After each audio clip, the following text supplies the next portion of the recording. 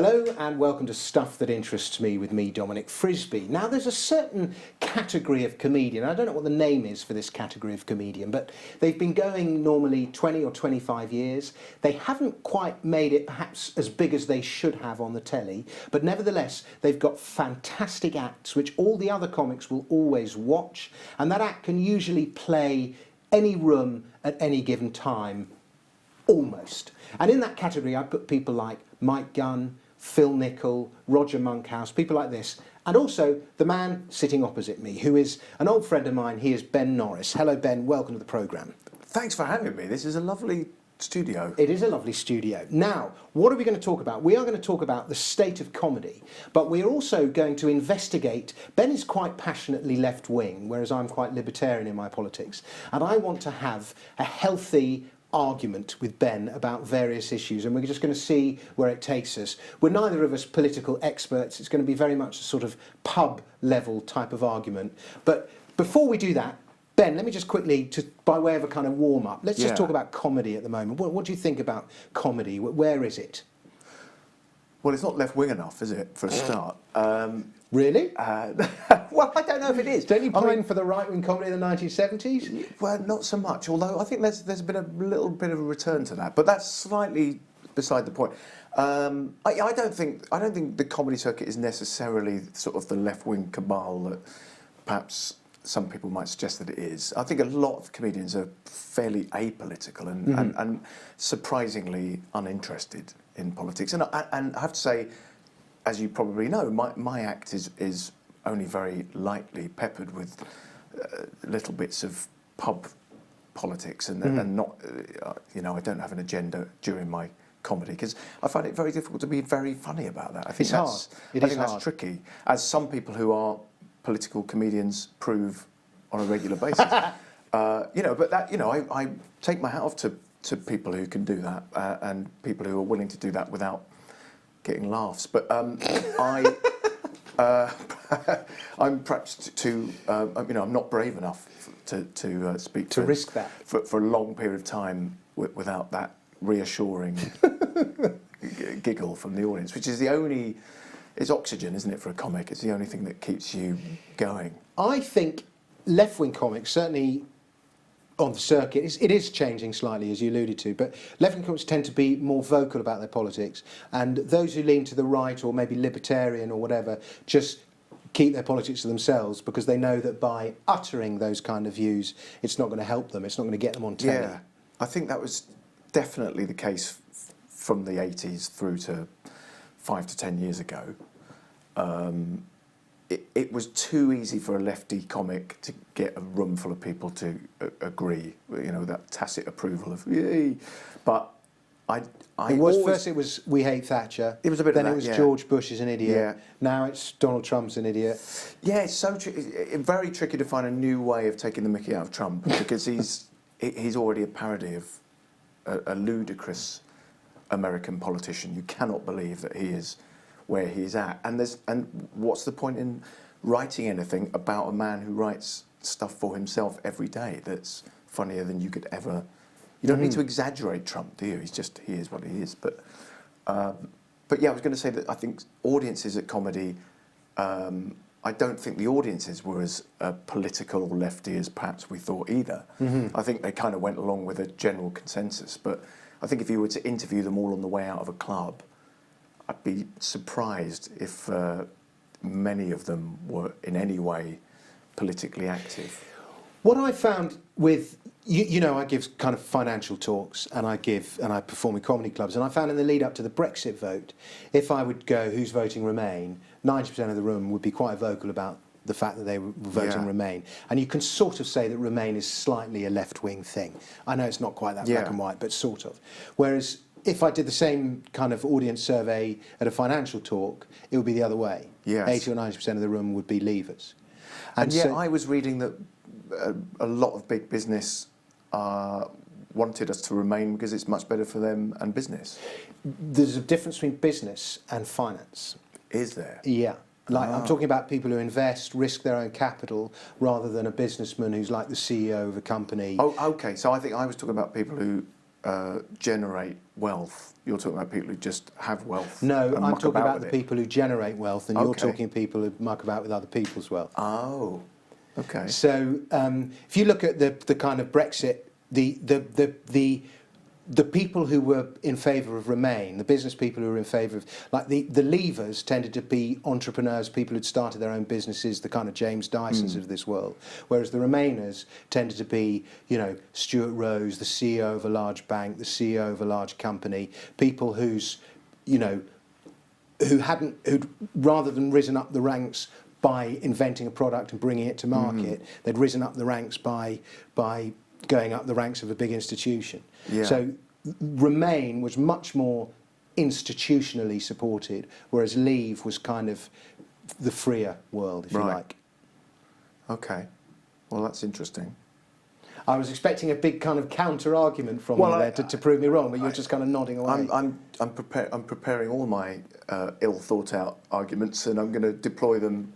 Okay, as well, should we talk necessary. about Brexit then? Should we? Okay. Because it is the kind of the elephant in not just the room, but the entire UK. You voted Remain. Why did you vote Remain? Well, because I mean, I know I voted Remain, yes, and I know some people didn't do the research, but my feeling was that's just a gag for my set. My feeling was that it was a complicated issue. There were loads of things about Europe that I wasn't a huge fan of. But there was mostly there were things that I did approve of, but my instinct was generally that people that I don't tend to agree with on the right tended to be all for leaving. So my instinct was, if they want out, I want in. Okay. So you know, and I'm a bit more involved than that. But I think there was quite a lot of the regulation that I think you're a sort of an enemy of. Is stuff that I think I generally approve of.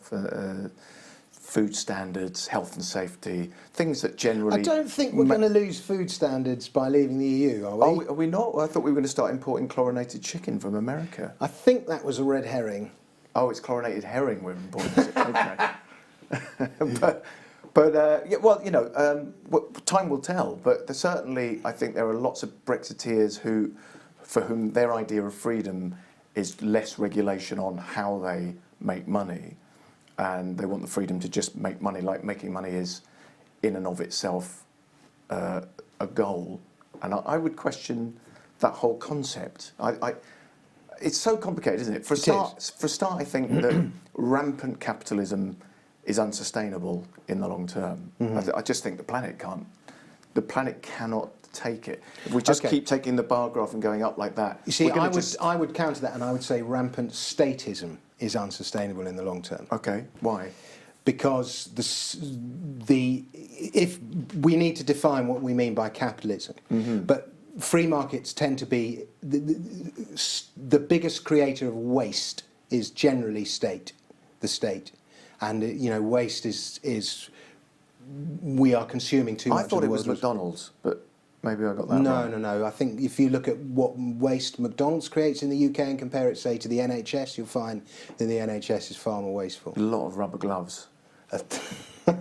Yeah, I mean, I do sometimes watch those hospital shows, and you see how many one-use items there are. Because there are a lot. You know, just a pair of those, get them off the bin. There's a syringe that comes out of a packet, get that in the bin.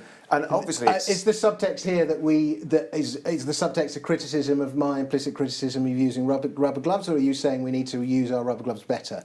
I'm not sure where we are with the subtext. I bet you there's some old-fashioned ways of doing things that worked just fine. I think some modern things, I think we're aligned on rubber gloves. like one-use items, are mostly for the convenience of those using them and the people selling them, of course. Yeah. Because can you imagine if you can get the contract for one-use rubber gloves for the NHS or any other industry? That's big. Yeah, I mean, now that conversation about rubber gloves, which is something I've never studied, and I don't think you have either, so we're maybe not ideal to be qualified about rubber gloves, but it is a good issue. Now, the person who lands that gig supplying the NHS with rubber gloves and is then beholden to like find scientific evidence why we need to use rubber gloves rather than just wash our hands. They will find that, and then they'll pay some scientists to provide a research report. They'll do advertising campaigns about rubber gloves. Yeah. Now, would you call that capitalism? I would say it's certainly a part of it, isn't it? I would call, see, that's what I would call, what I would define as crony capitalism. Okay. Which is private bodies exploiting government monopolies. And that's sort of what's happened on the railways, in that private companies have been awarded a monopoly, the licence to run a certain line. Yeah. Nobody else can build another line because of planning regulations, so effectively they've been handed a monopoly. Yeah. And then it is within their interests to milk that for everything that they possibly can. So are we on the same page with regards rail privatisation? Yes. That's bad, right? Well, I'm not sure that nationalisation is the answer, but handing private companies monopolies, national monopolies, is awful, in my opinion. Yeah. We are on the same page as far Do as that not is pass go, collect £200. Do not go to jail. Yeah, some of them should. But, well, I mean, the rail privatisation hasn't proven very good. That's Well, an example of... I can remember how crap people railways are were in paying the more 90s. money than ever, and the services is not improving, and yet dividends for the shareholders are going up. So it's another example, isn't it, of the money being taken from the poor and handed to the rich. But that and that's is not sort capitalism. of where we're at. Is it not? That is Okay. crony capitalism. Okay, so any example of where the money is filtering up and not down? No. Any example of where a private company is exploiting a monopoly that has been handed by the government? Private companies exploiting state monopolies, basically, is crony capitalism. And we both don't like that. We don't like that. Okay, good. Well, there That's is the some stuff. common ground. Just little moan. I'm going up to Nottingham tomorrow to do a gig. And I've got to leave at like 5 o'clock, so in the middle of the rush hour. I've left it to the last minute to book my ticket. 190 quid for a return train ticket for Nottingham. Yeah. How can that cost? How can that be? Well, isn't it simply because you have no choice? Yeah. And you've left it late, so Yeah. and that is the kind of isn't that free marketeering? Because that's the sort of thing that I'm appalled by, but it sounds like you are as well. Yeah, I can't stand it. I've just come back from Morocco. My flight to Morocco and back cost me 130 quid. Right. So how can we be on the same page again with this? I mean, this is one of the objects of this kind of conversation, is to try and make people understand what free market means and what capitalism means, because what I would describe as capitalist or free market is not like, if I said to you free market and anarchy are the same two things. Now, a left-winger will dream of, in its purest form, will dream of anarchy and peace and love and all that kind of thing. And a right-winger will dream of ultimate free markets. They are the same thing. But one with a shop. So? Well, yeah, one with a shop. It's a good gag. It's a good gag. But the the issue is that the words have been smeared.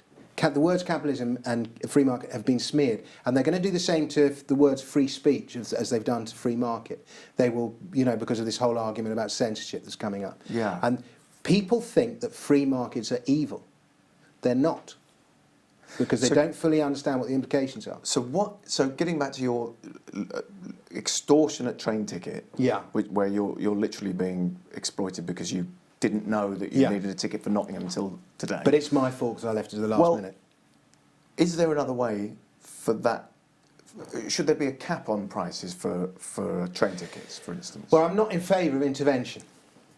So, that would be market intervention. Some people will say you should intervene. My answer to the problem of the railways is that the planning laws are such, is that nobody else can build another railway line. Oh, so you'd be up for more railway lines? Yeah. All running side by side well, in the same direction? I'm not planning it, but with the railway lines were born in a free market. We have the railway stations where they were. They all arose in the 1830s and the 1870s, and they were all built, and it all kind of arose organically, and it was a bit chaotic, and there was a big railways bubble, and then most of the companies went bust. Yeah. They were only nationalised, I think, either in the First World War or probably the Second World War, I don't actually know.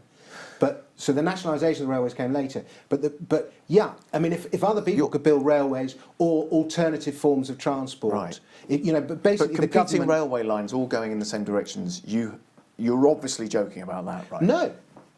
Come on, Dominic. Why? That's insanity. We have competing railway lines going to Birmingham. We have the Midlands, whatever it's called, and we have the. They go the slightly Virgin. different routes, though. They don't go slightly different routes, but they both go from London to Birmingham. Yeah. And as a result, you don't get absolutely crucified if you want to go to Birmingham to the same It's extent true. you do can if get you a want to go to first-class Nottingham. ticket if you happen to go to Moore Street on a train that's slightly less. Yeah. Looks less like a train.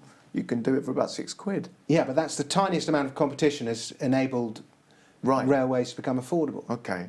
Well, I approve, And I'm not. approve of that. If you follow that line logically, we're going to have 20 railway lines all up the same thing. It doesn't happen like that. But the competition would improve the service and drive down the price. Okay. Well, that's a good example. I don't think I want loads more railway No, lines. nor do I. Or trains. No, but it has to happen. It has to happen organically. And this is so theoretical because the practicalities of buying all the land you need and getting the permission and blah blah blah. But that's one of the bonkers things about modern life, isn't it? That hardly anybody lives anywhere near where they work. Yeah. And so every day, twice a day for 4 hours, most of the country are on the move. And they're not really on the move because they're all trying to get through each other. So it's gridlocked in every way. It's a really inefficient way to run the world, isn't it? Terrible. But I know... And at the I same bet time, we most of can't- those people who are going from A to B would rather be walking half a mile up the road to B rather than 1 hour across London. So that's weird. I think it's really weird that so many people, especially in this country, seem to work in industries that aren't really industries at all, where there's just no tangible end product. It's just a kind of service industry to another industry. Thousands and probably hundreds of thousands of people who, if you said to them, what did you produce this week, they would say, some paperwork. There's no thing coming out the end of the machine. There's just loads of people running a machine, and you say, what's the machine do? Well, it's the machine that makes the paperwork for that machine. Well, and on it goes. Yet again, Ben, we are on the same page, and I yearn and long for a return to Britain's great traditions of manufacturing and invention and all those kind of things that we saw in the 19th century. But even that has its problems because we can't keep making things because we're going to run out of stuff. Well, unless the things that we make involve us using less stuff. Oh, yeah. Yes, we make stuff out of recycled stuff that recycles stuff. Are you familiar with Dharavi in Bombay? It's like a slum of Bombay that was built on a rubbish tip next to the airport. And I know what you're going to say. You've bought some property there. I wish I had. I wish I had, but it's like this one community, nothing gets wasted. But at the same time, there's no rules and no laws because it was kind of overlooked by the Indian government. And so the whole place happened organically, and everything that's thrown away gets recycled. That sounds lovely, but the only reason they're doing that is because that's the only way they can eat, isn't it? In some cases, Yeah. So... There's no welfare state there. Right. And that's the other thing, you are a fan of no welfare state, is that right? Don't confuse not being a fan of the welfare state with not being a fan of wanting the best possible care for people, because they're two quite separate things. I don't think a welfare state is the best way to provide care. That's interesting. So can you explain to someone as ill-educated as me how that might work? Well, basically, tax is collected, given to the government or the state, and the state allocates it in all sorts of different ways. Yeah. It's a very inflexible model, and it means that there's kind of set ways of being allocated care, and that set way is not always the best way of caring for that particular individual. Yeah. For example, an unemployed person is given a set amount of money per week. Now, in the charitable process, in the giving process, the giver, that care that person is given, that £40 a week. Now, sometimes that unemployed person might just need the money, but sometimes they might need their hand-holding.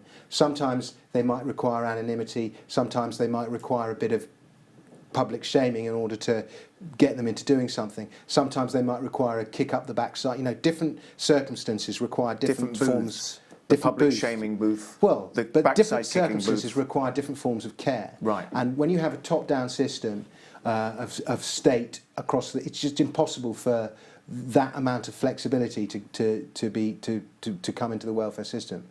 So you can't plan something like that from the top. The alternative is what? I would leave money in people's pockets. I would tax them far less and let care be distributed locally.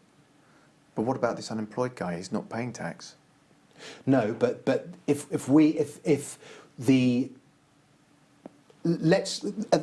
problem at the moment. What's the most expensive purchase you will ever make in your life? Well, I hope it'll be a yacht. No, A I yacht. don't know. Most people say a house. Oh yes, I should pay that off at some point. But the most expensive purchase you ever make in your life is, in fact, your government. And over the course of your life, something like 50% of everything you ever earn goes to the government in tax. And it's constantly throughout your whole life. Mm-hmm. And in the now, let's just imagine that you That's had... particularly galling, seeing as I've never voted for them. Well, there you go. I mean, that's one of the kind of moral inconsistencies of the tax system, is you are often funding with your labour something that you don't agree with. Mm. And my big argument is to basically leave as much money in people's pockets as possible. But when you pay tax, you are then entitled to say, well, I've paid my tax. That person, you know, why is the government not fixing that person there, or why is the government not doing that? Whereas if you left money in people's pockets and there is no longer, you return the responsibility to individuals and communities to be responsible for that person there or fixing that thing there, rather than having it done on a top-down system. But is there any likelihood that people would care for each other in that model? Yes. Is there? When people have the responsibility to do so, we're human beings. Yeah. And human beings are horrible, but, you know, by and Normally, large. only through institutional means when they're obeying orders. Yeah. But that's the other thing about, you know, I don't know whether I'm talking about crony capitalism or capitalism, the other one, is that thing of, are we citizens or simply consumers? And I think as time has gone by in the last 100 years, we've just turned ourselves into consumers, and that's our role. And Thatcher, you know, I know we talked about her before, but wasn't it her that said there's no such thing as society? And I think some of those ideas worry me a little, because I think we should reject that idea that we are anything other than each other's brother and sister. I'm not entirely familiar with that quote, but I think she was trying to make people more individually responsible. I think that was her aim in saying that. Yeah. Yeah. But I think she also despised the idea of communities and unions and people calling each other comrade, etc. I'm conscious that over the course of this interview, I've done more of the talking than you have. And That's the idea all right. of this interview is to get my guests talking. We've got about 3 minutes left. Oh, right. And Okay. I want to hear Ben Norris talk for 3 minutes, and I'm sure that's what the listeners want as well. So what should we talk about for the last 3 minutes? What are you doing with your life at the moment? What have you got planned? How are you going to arrest this situation of being an under-recognised genius? Well, I still enjoy doing a stand-up thing as my job. I'm delighted that I don't have to have a real job.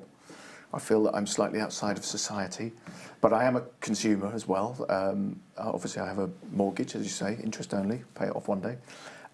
3 children who are lovely. They've just turned 12, triplets. They keep me pretty busy, and I have a motorcycle. How many gigs a week are you doing? I try and do 5-ish. Yeah. It's quite hard to do 5 gigs a week at the moment, isn't it? I've got a motorcycle. No, I mean just in terms of the kind of recession of this in the circuit. Yeah, I know what you mean. I mean, somehow that seems to be an average that I'm keeping up. You know, I do the Cutting Edge at the Comedy Store a couple of times a month. That's a Tuesday night that I'm working, where I might not be otherwise. Quite often try and get a double whenever I can. And I've even had the odd corporate gig recently, much to my delight and horror. Going to do Edinburgh next year? There is some talk of that in my head. Go and do a show at the Free Fringe. Did you say don't or? I said go and do a show at the Free Fringe. The last 2 times I've done Edinburgh was the Free Fringe. And you had a good model. Really good, yeah. No pressure on you? Or much less pressure than... Yes, still the pressure to get the flyers out and do the flyering and talk to people and get them into the show. And the first time I did it, I had a much better positioned venue, and the second time I went back up the year after, my venue was just up an alley and on the left. And the difference that makes is people are like, "What's up there on the left?" No, Not sure, mate. You know, so it really makes it. If you can go, it's just through here, then you've got a chance. But yeah, Edinburgh's a plan. Ben Norris, it's been a real pleasure talking to you. If people want to find out more about what you do, how can they follow you? I'm on Twitter, Benny_Norris, and my website, www.bennorris.co.uk.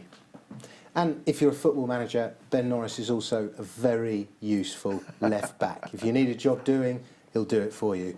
Thanks very much for listening, folks. It's been a real pleasure talking to Ben and having you listen and watch. If you like the show, please rate us, please review us, please share it with a friend.